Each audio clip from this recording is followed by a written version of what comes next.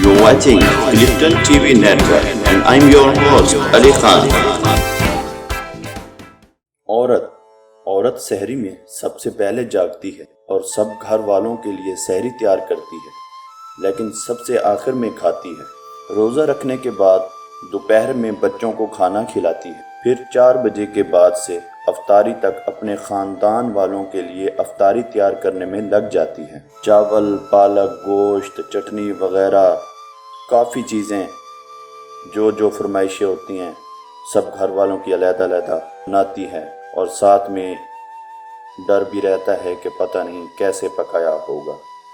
सास और ससुर के लिए अलग चीज़ें पकाती है, और साथ साथ में अफ्तारी से पहले शौहर के गुस्से को सब्र से झेलना भी पड़ता है। अज़ान से पहले दस्तरखान लगाना तारीफ़ तो दूर की बात, 2 रोटियां खाने के बाद एक ठंडा गिलास लस्सी मांगना और फिर कहना कि नमक कम है या मीठा कम है और ख़ास ठंडा नहीं है, और अफ्तारी पूरी कर ली जनाब ने, ये भी बातें सुनना।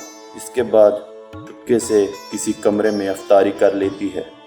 तरावी के बाद फिर से हजरात के लिए चाय और जो फरमाइशें होती हैं वो तैयार करती है, और फिर से सहरी में सबसे पहले जागती है।